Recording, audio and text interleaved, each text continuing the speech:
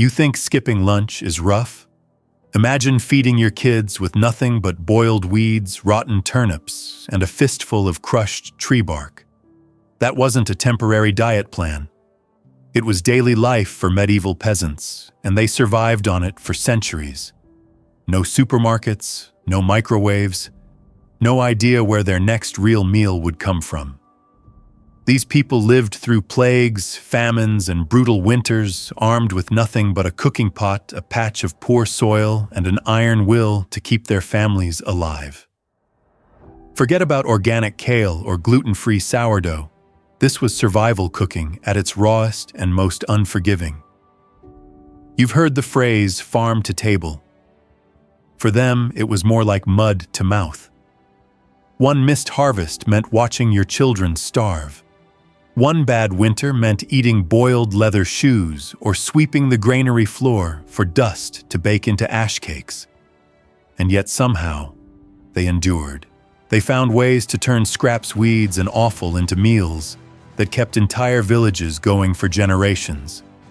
This wasn't rustic, it was desperation dressed as dinner.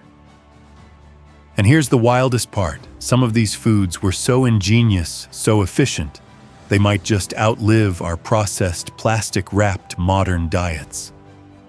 In the next few minutes, you're going to discover how medieval peasants fed themselves with almost nothing.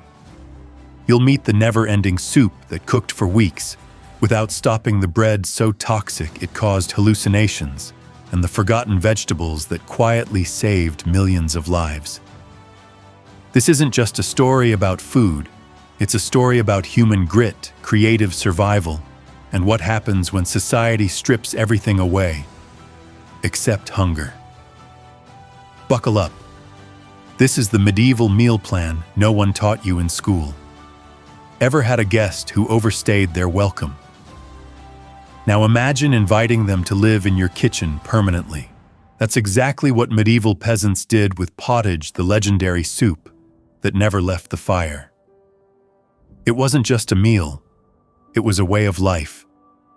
Simmering endlessly over the hearth like some ancient bubbling roommate, Pottage was the original set it and forget it dinner, except you could never forget it, because it was always there. Day after day, week after week, the same pot, the same stew, the same survival strategy. Forget the image of hearty stews filled with tender meat and fragrant spices. For peasants, pottage was more like edible mud, a thick slurry of boiled grains, root vegetables, weeds, and whatever scraps hadn't spoiled yet.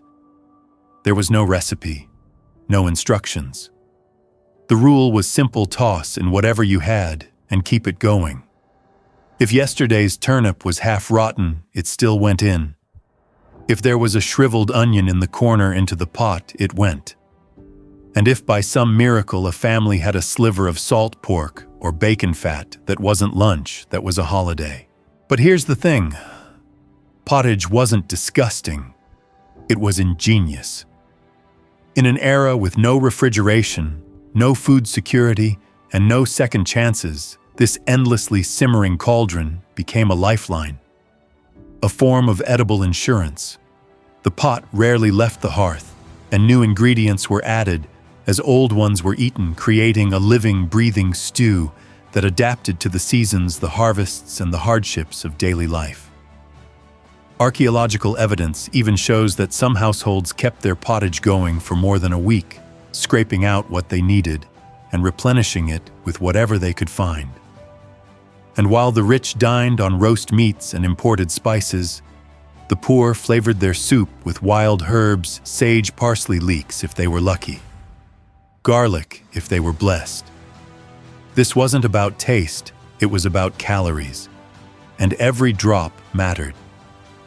Some historians estimate that medieval peasants consumed 2 to 3 pints of pottage per day. That's over 1,000 calories a day, enough to swing an axe or plow a frozen field from dawn to dusk. Pottage didn't just feed the people, it fueled the entire feudal economy. But let's be honest, it wasn't glamorous. It didn't belong on Instagram. It didn't make mouths water. It made mouths survive. And maybe that's the most important thing to understand in a world that had nothing. Pottage was everything. It was warmth, nourishment, and hope served in a wooden bowl. It was the meal you shared with your family day after day through war, through famine, through plague. It never changed because life rarely allowed it to. Today we chase culinary innovation and flavor explosions. Back then they chased just one more day with a full stomach. And in that simmering, smoke-stained pot they found it. Welcome to the soup that refused to die. Welcome to pottage, the eternal stew of survival. You've been lied to. That warm, fluffy loaf on your kitchen counter, that's not bread. Not by medieval standards. Back then, bread wasn't soft, golden, or comforting. It was hard, bitter, and sometimes hallucinogenic. Yes, you heard that right. In the Middle Ages, bread could quite literally drive you mad. For peasants, bread was life, but not the kind you'd willingly post on Instagram. This was dense, dark, heavy as a brick bread, made from rye barley or whatever grain managed to grow in the exhausted, overworked soil. Wheat that was reserved for the nobility, clergy, and tax collectors. The poor were left with the scraps, coarse, unrefined, often half-spoiled grain that they had to grind at the Lord's mill. For a fee, of course. And when times were tough, and times were always tough, they mixed in whatever they could find: ground beans, acorns, chestnuts, and in truly desperate moments, tree bark or even straw. Bread for them wasn't just food, it was survival in a crust. But survival had a cost. Rye, the grain of the peasant class, had a dark side. When improperly stored, it could develop ergot, a toxic fungus with effects eerily similar to LSD. Villages who unknowingly baked and ate infected rye suffered seizures, hallucinations, convulsions, and even death. The condition was so common, it had a name: St. Anthony's fire. Entire communities would fall into fits of madness, writhing in pain, screaming visions of devils and fire, all because of a loaf of bread. And they never saw it coming. Still, they ate. Because they had to. The average peasant consumed up to 2 or 3 pounds of bread per day, sometimes more. That's over half their daily calories. This wasn't a carb-heavy diet, it was a lifeline. Women, children, the elderly, everyone chewed through the same dense loaves that grew harder and staler with each passing day. Without private ovens, most peasants baked once a week in communal village ovens. By day 5, the bread was so dry it had to be dunked in pottage or ale just to avoid cracking teeth. It was food, barely. And yet for all its weight and danger, bread held sacred power. To waste bread was a sin. To steal it, a crime punishable by flogging or worse. It was more than sustenance, it was spiritual. The medieval table began with bread and ended with it. In famine, it was the last thing to go. And when it ran out, so did hope. We love to romanticize artisan loaves and ancient grains today, but the truth is, if you handed a modern foodie a peasant's loaf from 1320, they'd probably use it as a doorstop. And yet that blackened, stone-hard lump fed empires, built cathedrals, and fueled revolutions. So next time you break bread, remember it wasn't always a symbol of comfort. For millions, it was a daily gamble between nourishment and nightmare. Imagine feeding your child a bowl of hot water and calling it dinner. That was gruel. And for millions of medieval peasants, it wasn't a joke, it was all they had. Thin, watery, bland, beyond imagination gruel was the last line of defense against starvation. It wasn't food in the modern sense. It was a gesture, a hope that something, anything might fill the stomach long enough to get through another day. Gruel was poverty boiled down to its essence, 2 spoonfuls of grain and a whole lot of nothing. You've seen the stereotype, the orphan with the empty bowl whispering, "Please, sir, I want some more." That scene wasn't fictional. It was ripped straight from centuries of lived experience. In monasteries, workhouses, and peasant huts, gruel became the go-to solution when resources ran dry. It was easy to make. All you needed was a handful of oats or barley, a pot of water, and despair. No spices, no fat, no meat, just a slow simmer until the grains bloated and the mixture turned into something vaguely edible. But here's the tragedy: even in its purest, most generous form, gruel was not enough. Children raised on it often died from malnutrition. The sick who were fed gruel rarely recovered. And yet it persisted, because for the poor there was no alternative. Archaeological studies and monastic records from the 12th and 13th centuries show that gruel was served during famines, Lent illness, and sometimes every day of a peasant's life. During especially harsh winters, 1 cup of oats would be stretched to feed 10 people. Do the math, that's less than 2 tablespoons of grain per person. It wasn't food. It was survival theater. And it wasn't just for the poor.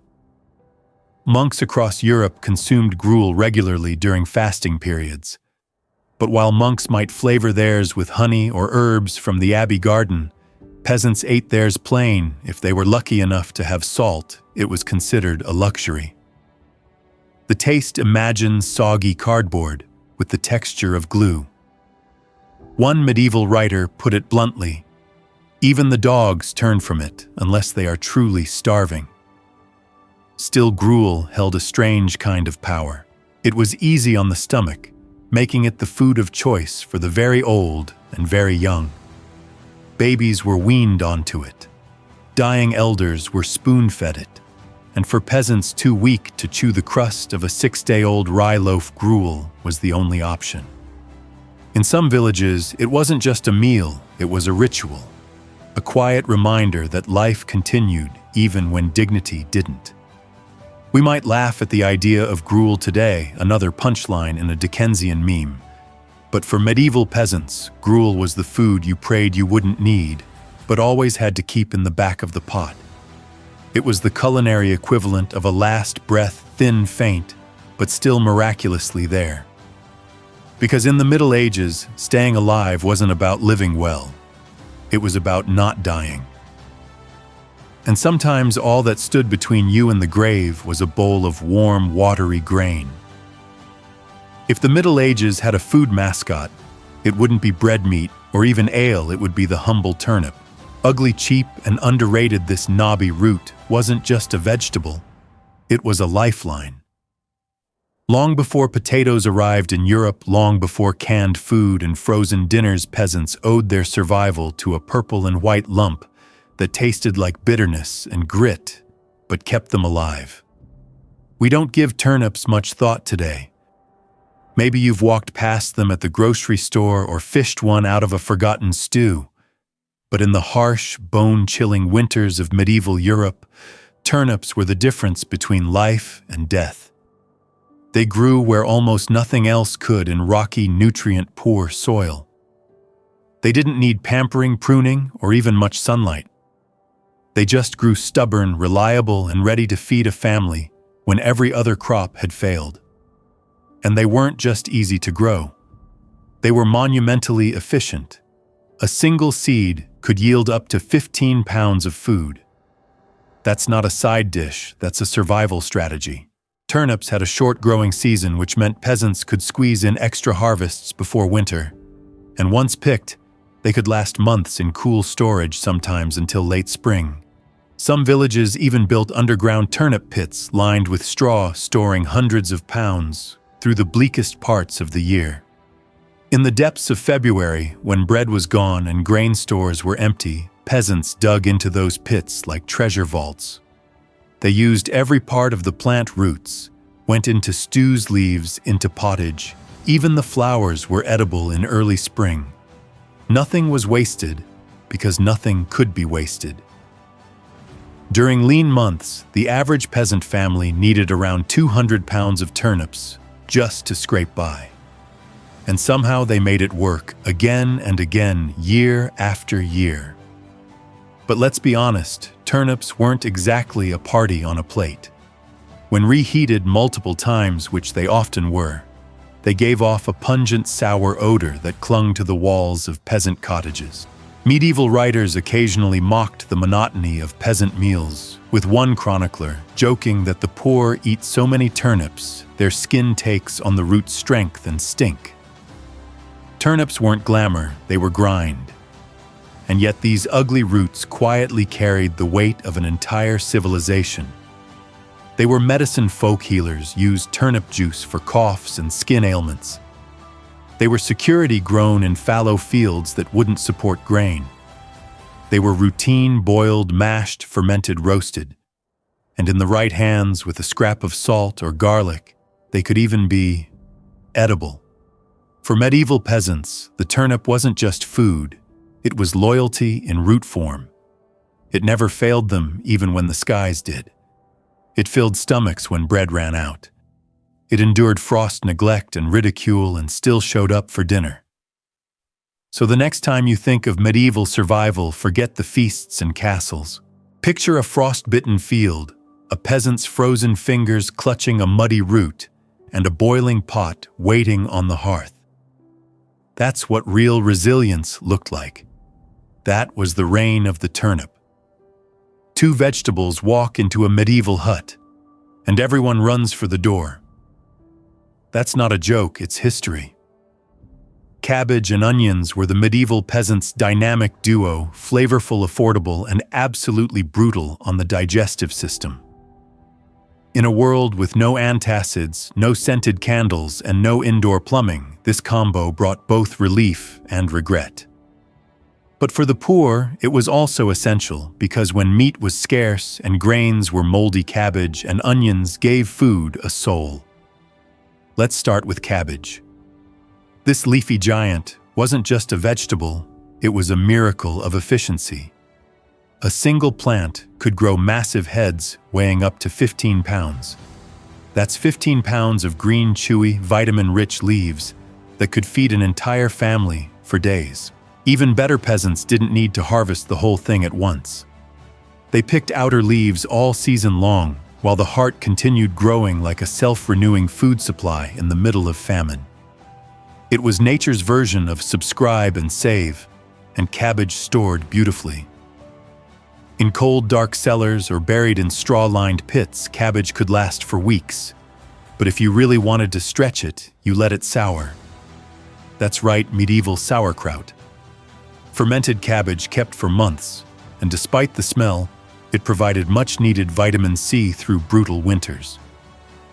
One village excavation unearthed a 14th-century cabbage pit containing remnants of over 100 heads. That wasn't just dinner, that was strategy. Now pair that with onions. Onions were the garlic's rowdy cousin, hardy, unkillable, and always invited to dinner. They grew in the worst soil, kept bugs away from other plants, and required almost no care.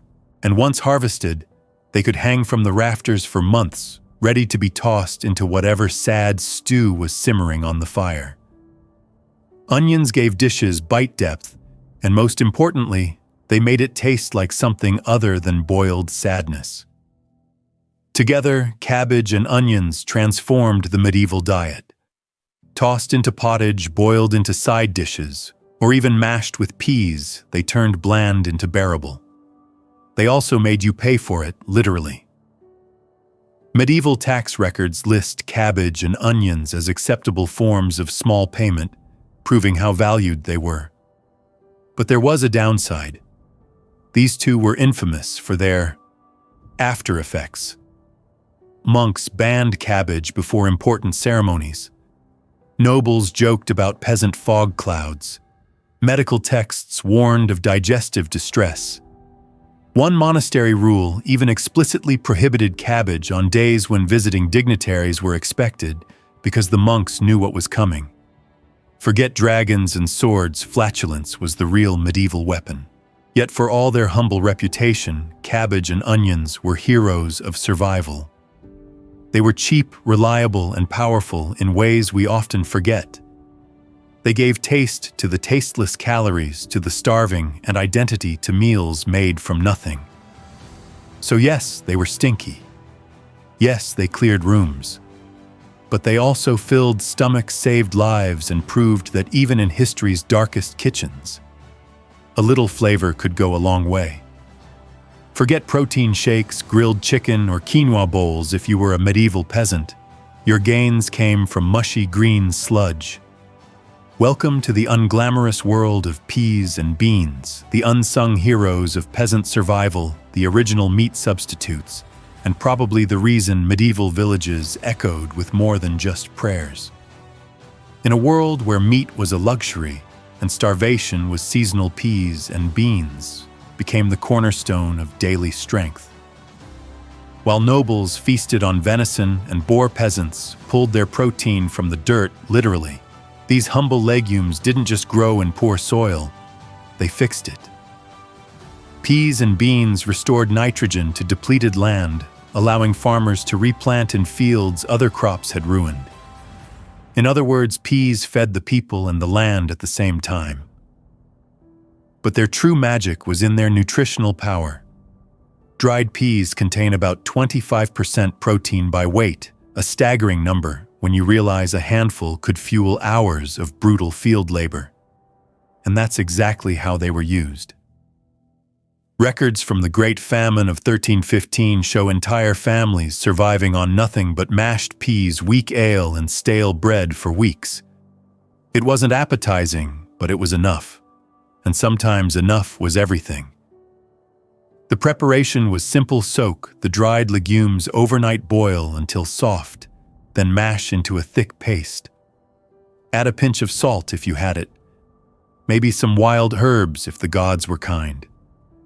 The result looked like baby food, smelled vaguely earthy, and tasted tolerable. But in that steaming bowl was a miracle fuel for 12-hour workdays in freezing fields, fuel for women raising children, with no help, fuel for monks fasting 200 days a year. In fact, monasteries were some of the largest consumers of peas and beans in medieval Europe. Church rules banned meat on more than half the calendar, so monks turned to legumes in bulk. Account books from one English abbey in the 1200s recorded over 3,000 pounds of dried peas consumed in a single year by just 40 monks. That's over 75 pounds per monk, because even holy men needed holy calories. And peasants didn't waste a single one. Stored in clay pots or wooden barrels, dried legumes could last years tucked away, like edible insurance policies against drought, war, or plague. Archaeologists have found perfectly preserved peas in storage vessels centuries old. They weren't appetizing anymore, but they were still edible. Of course, peas and beans came with consequences. Medieval health texts warned against eating too many before church or social gatherings. Flatulence wasn't just a joke, it was a health hazard. One peasant joke from the period even tells of a farmer who couldn't sell his beans because he sampled too many on the way to market. But jokes aside, these legumes were no laughing matter. They kept empires running. They fed armies, monks, laborers, and mothers. They were the protein of the poor, and without them, the medieval world might have starved to death. So next time you see a scoop of beans on your plate, remember that's not just peasant food. That's power packed into a pod. If you think meat means steak ribs or chicken breast, you wouldn't have survived 5 minutes in a medieval village. Because for peasants, meat didn't mean luxury, it meant lungs, livers, kidneys, brains, and feet. The soft stuff, the slippery stuff, the stuff no one else wanted. And they ate every last bite because they had to. This was nose-to-tail survival long before it became trendy. In the rigid food hierarchy of the Middle Ages, the best cuts, the tenderloins, the roasts, the fat capons went straight to the lords, the clergy, or the wealthy merchants who could afford them. What was left trickled downward: heads, hearts, tongues, tripe, stomachs, blood. And for peasants, that trash became treasure. After a slaughter, it was common for a village family, especially those who helped with the butchering, to be paid not in gold, but in guts. A pig's head, a bucket of blood, a sheep's lung. Nothing went to waste. The cheeks were fried. The snout was boiled into jelly. The brain was scrambled like eggs. Even intestines were rinsed out and stuffed with grain and blood to make pudding. It wasn't fine dining, it was functional eating. But here's the astonishing part: they made it work. They turned these rejected parts into full meals that could feed multiple people. A single cow's internal organs could stretch across several households. You might not have meat in your mouth, but the essence, the fat, the iron, the protein was still there, hidden inside stews, pies, or puddings. Of course, there was a catch: offal, spoiled fast. Really fast. Without refrigeration, most organ meats had to be eaten the same day, sometimes within hours. That meant cooking was a race against time. Smoking, salting, or boiling became a kind of emergency protocol. In many villages, butchering day became an unofficial holiday, not because people celebrated the kill, but because they finally got meat on their plates. And for those living far from livestock or coastal trade, this was it.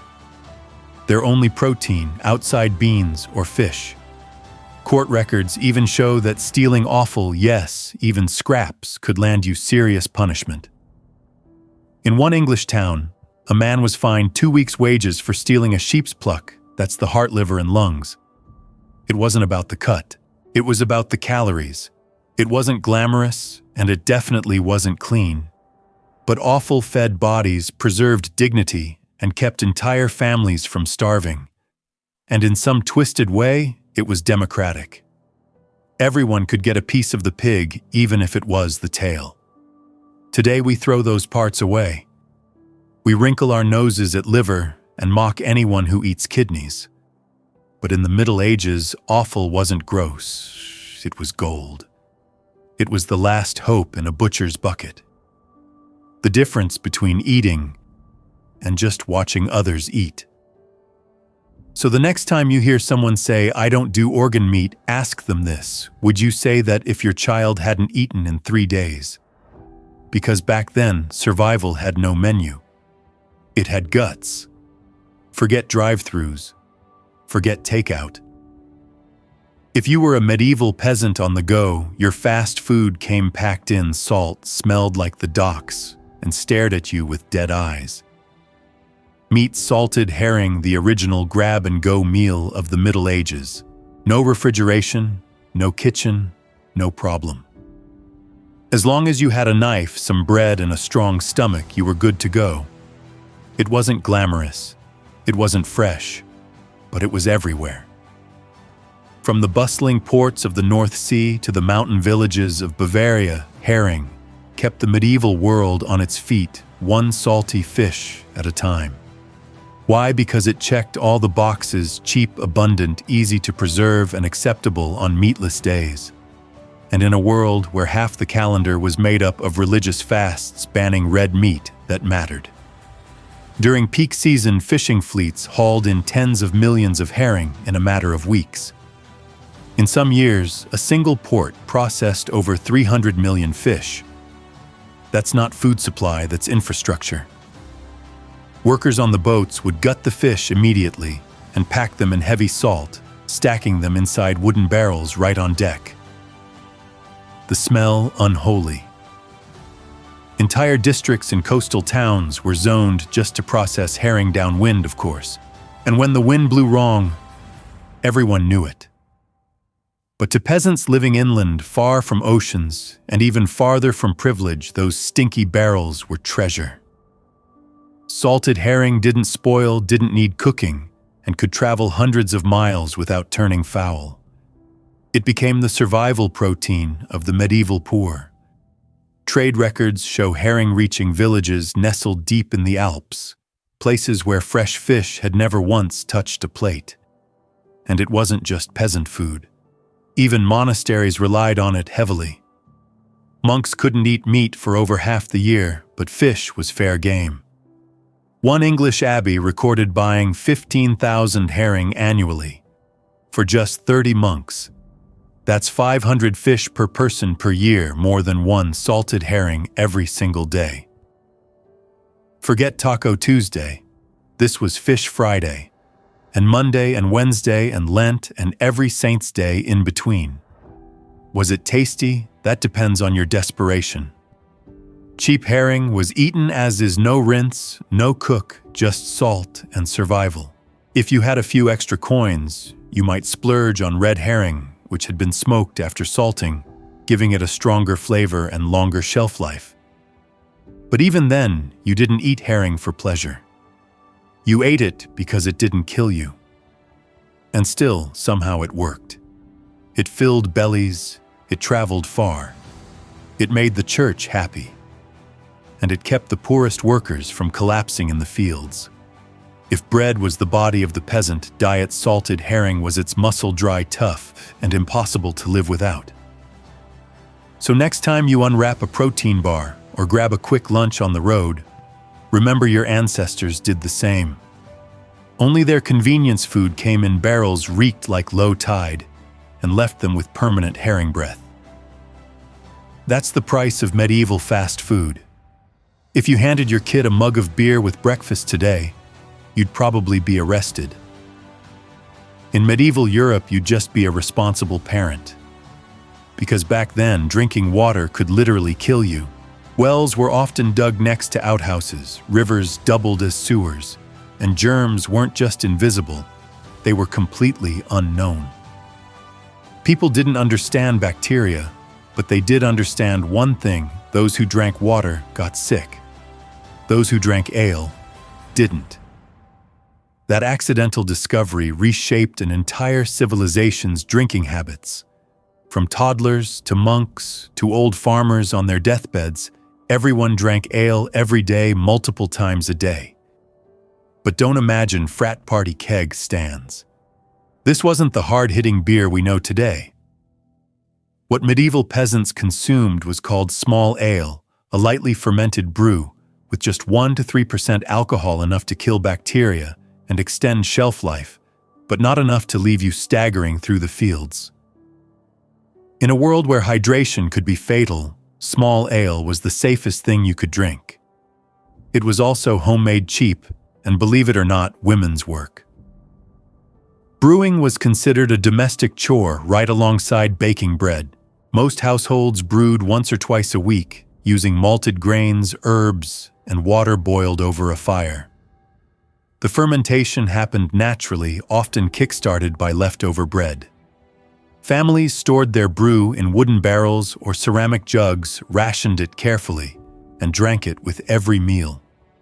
Records from medieval England show some workers consuming up to a gallon of ale per day. That's 8 pints more than most modern Americans drink in a weekend. And during harvest or construction work, that ration could increase to 1.5 gallons. This wasn't luxury, it was fuel. Ale gave peasants the calories they needed and the hydration they could trust. In fact, many laborers were literally paid in ale, 3 pence and 2 gallons for a day's work. One village even paid its official rat catcher with a weekly jug. Not a bad deal, considering what that job involved. But ale wasn't the only medieval lifeline.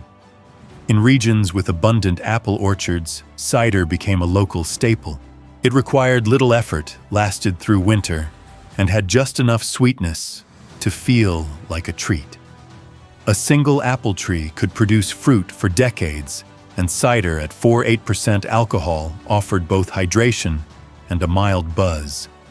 It was the countryside's version of a victory toast after a hard day's labor. Then there was mead, the ancient golden drink of fermented honey.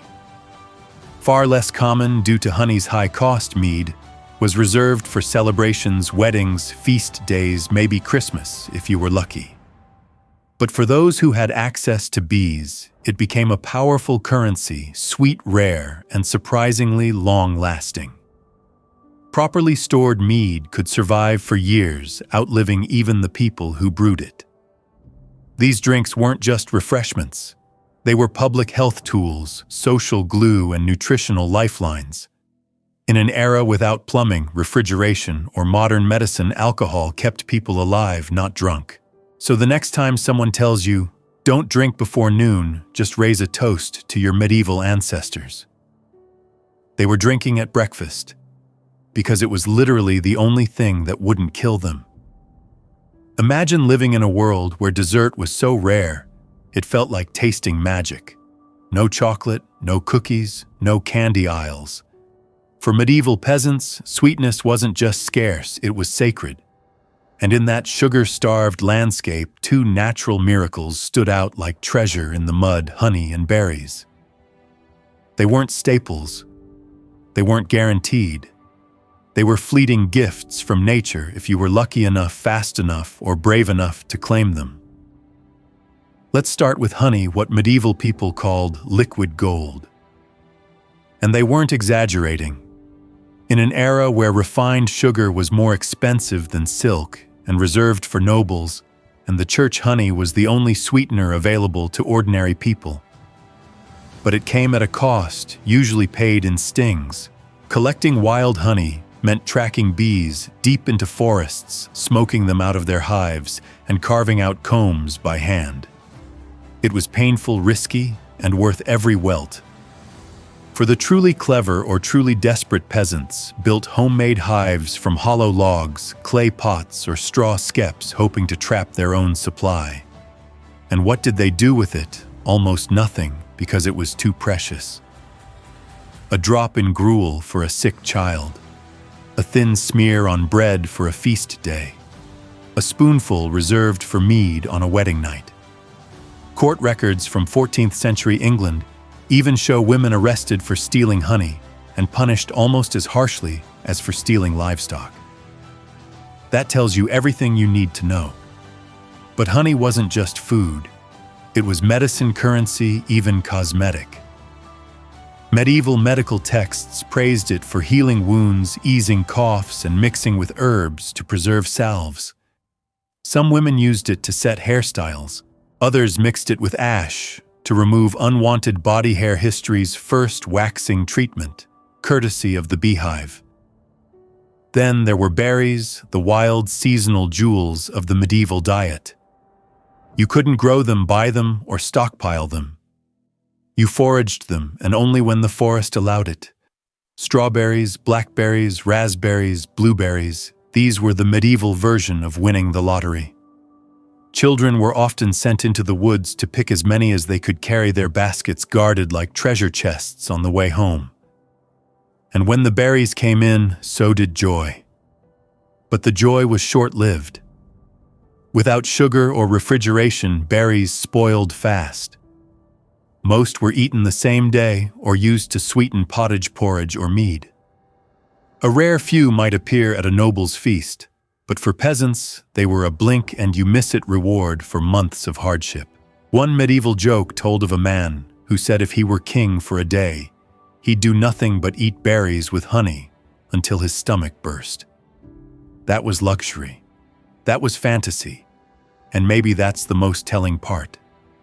These weren't just foods, they were symbols of hope, of nature's kindness, of a moment where survival gave way briefly to delight. Because in the endless gray of medieval hunger, honey and berries were color. They reminded people that life could still be sweet, even if only for a moment. You know things are bad when dinner starts falling from trees. But in the Middle Ages, that was the reality. When crops failed, bread ran out, and even turnips disappeared from the cellar, peasants turned to the forest. And tucked among the fallen leaves were two last-ditch lifelines, chestnuts and acorns. They weren't gourmet. They weren't even reliable. But when winter came and hunger tightened its grip, these humble nuts became the final barrier between survival and starvation. Let's start with chestnuts, the so-called bread of the woods. Unlike acorns, chestnuts were naturally sweet and didn't require much processing. In mountainous regions of France, Spain, and Italy, peasants treated chestnut trees like sacred assets. A single mature tree could produce up to 200 pounds of food in a good year. That wasn't just a harvest, it was a cushion against famine. Tax records even listed how many chestnut trees a household had right next to livestock and land. They mattered that much. Chestnuts could be roasted, boiled, or most importantly dried and ground into flour. That flour could be mixed with barley or rye to stretch out precious bread dough or eaten as porridge on its own. It didn't rise well, and it certainly didn't taste like fresh wheat, but it filled empty bellies. Some villages stored dried chestnuts in sand-lined barrels to prevent rot, preserving them for months. In the middle of February, those buried nuts were worth more than gold. But acorns were desperation food, because in their raw form they were poison. Loaded with bitter tannins, they had to be soaked, crushed, rinsed sometimes for days, just to become edible. Peasants knew the process by heart. Soak in cold water. Dry, grind, repeat. And still the bread made from acorn flour was gritty, bitter, and barely digestible. But in times of famine, it was a lifesaver. Court records from the Great Famine of 1315-1317 tell of people fighting physically, fighting for access to acorn-gathering grounds. It wasn't just the hungry who relied on nuts. Medieval communities treated them as emergency reserves. Gathered in bulk during the fall, they were hidden away like edible insurance.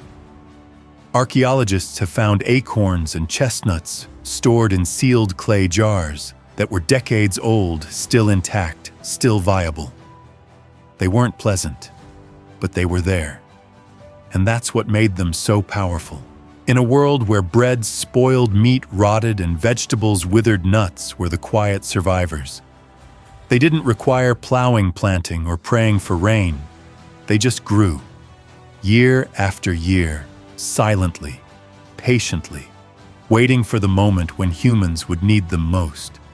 So the next time you see squirrels hoarding acorns or roasting chestnuts on an open fire, remember you're watching the same survival instinct that once kept entire villages alive. In the Middle Ages, food didn't always come from the field. Sometimes it fell from the sky. And when it did, smart peasants picked it up, buried it, and thanked the forest. Because when famine knocked, it wasn't kings or knights who saved the poor. It was the trees.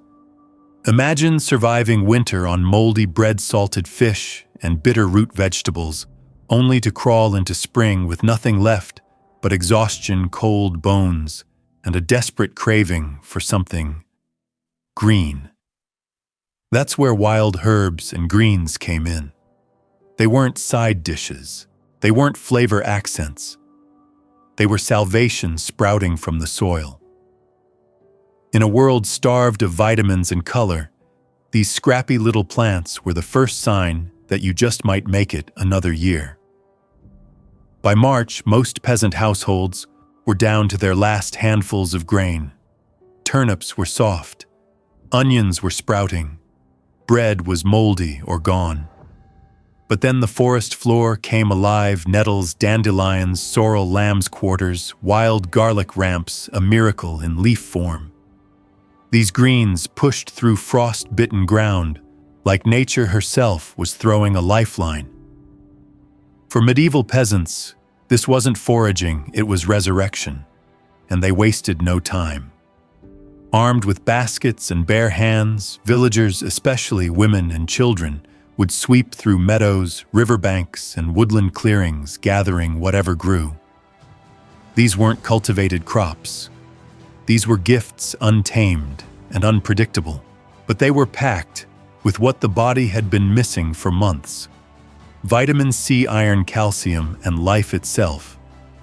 After a winter of salt and starch, one bowl of boiled greens could mean the difference between illness and recovery, between surviving and slipping into a slow, nutritional death. Take nettles, for example. Covered in tiny, stinging hairs, they had to be picked with care. But once boiled, the sting vanished, and what remained was a tender, spinach-like green loaded with nutrients. Medieval health texts actually praised nettles as spring medicine, and they weren't wrong. Modern science confirms they're rich in iron, potassium, and protein. That's not garnish, that's a multivitamin growing in the dirt. Peasants would toss these greens into pottage gruel or ash cakes, stretching every scrap of food they had. Sometimes they were eaten raw in desperation or made into poultices for wounds and illness. In some villages, spring foraging became a communal effort, with women known as expert plant finders, guiding others to secret patches passed down through generations. These women were walking pharmacies, guardians of inherited wisdom, and during the famine years, local heroes. And let's not forget the herbs wild thyme, sage, parsley, mint. They weren't just used for flavor.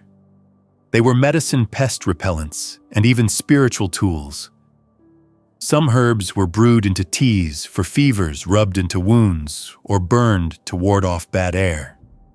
And in the darkest winters, they were dried, hidden in cloth bundles, and hoarded like hope. So while kings plotted wars and lords debated taxes, peasants bent low in muddy fields, picking weeds that would keep their children alive.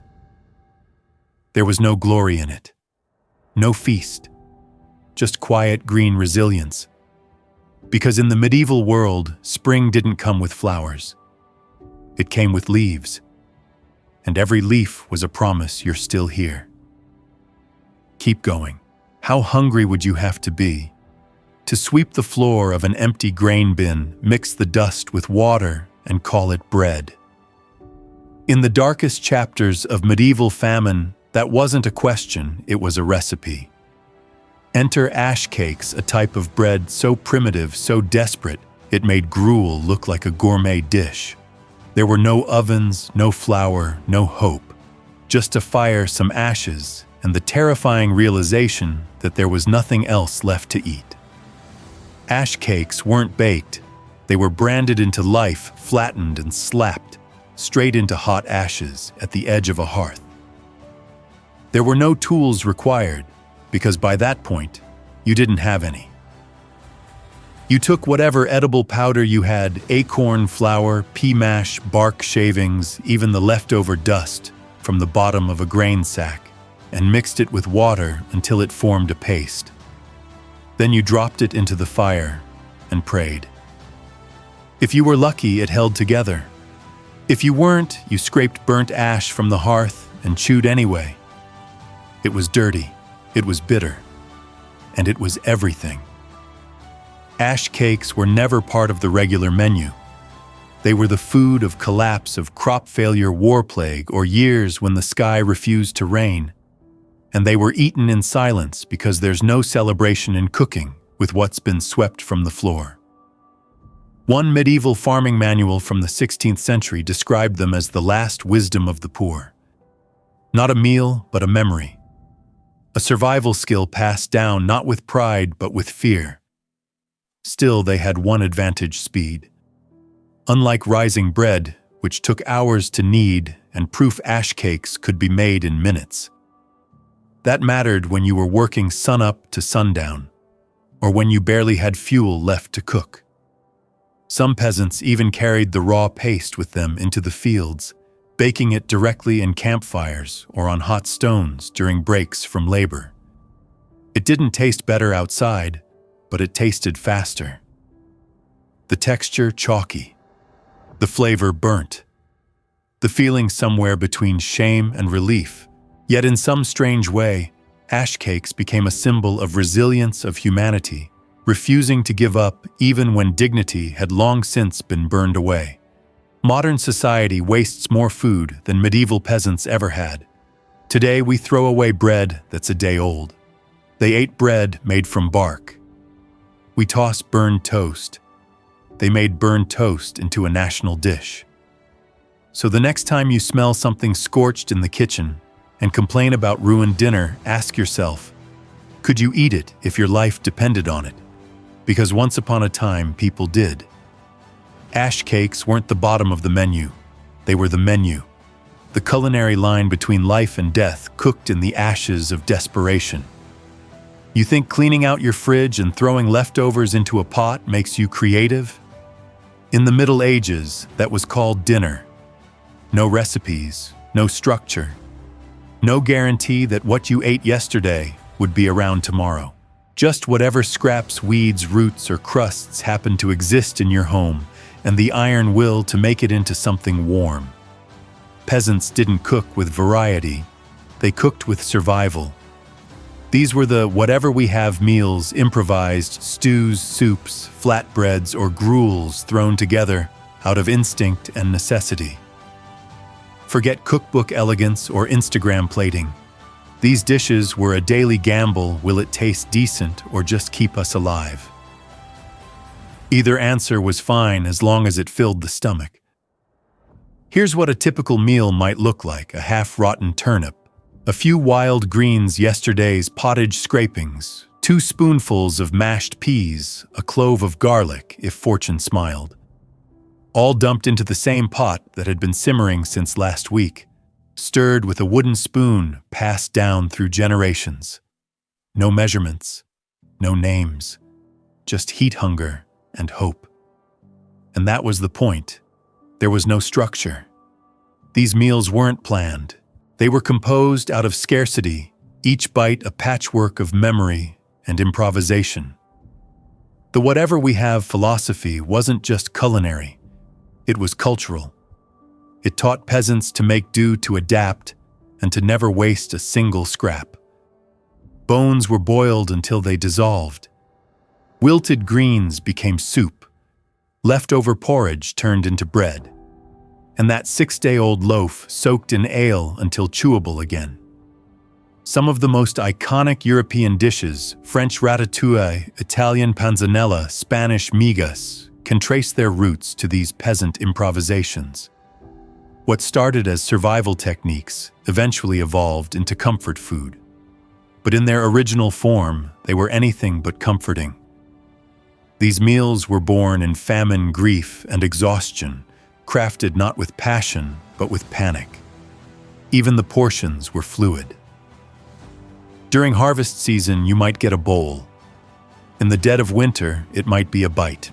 One historical tax record from a 14th century English manor noted food payments like 3 turnips, half a cabbage, and a fist of beans, evidence not of generosity, but of what was barely available. Yet despite the randomness, these meals had meaning. They were shared by candlelight, eaten from chipped wooden bowls passed hand to hand among families huddled close for warmth. And in that, there was a kind of ritual, a sacredness to the ordinary. Because when you live on the edge of starvation, even a bad meal is a good memory. So the next time you grumble that there's nothing in the house to eat, remember your medieval ancestors cooked with less than nothing, and still they fed their families, not with recipes, not with luxury, but with whatever they had and the will to survive. In a world obsessed with abundance, choice, and instant gratification, the story of medieval peasant survival reminds us of something we've dangerously forgotten. Resilience isn't built in comfort, it's forged in scarcity. These people didn't have variety, luxury, or security. They had grit, creativity, and a deep respect for every crumb, leaf, and drop of nourishment. Today, we throw away what they would have treasured. We complain about leftovers while they turned weeds, bones, and bark into meals. Their lesson, gratitude, is not about having more. It's about wasting less, appreciating what you have, and finding strength not in excess, but in resourcefulness and endurance. Maybe it's time we learn to live with less and value more. If this glimpse into medieval survival made you rethink your relationship with food, tell us in the comments what shocked you the most. Have you ever tried cooking with whatever you had? Your insights matter here. And if you found this journey through forgotten meals as eye-opening as we did, don't forget to save this video. You never know when history might inspire your next grocery run. Hit that subscribe button for more untold stories of resilience, ingenuity, and the raw reality behind the past. Because sometimes looking back is the only way to move forward.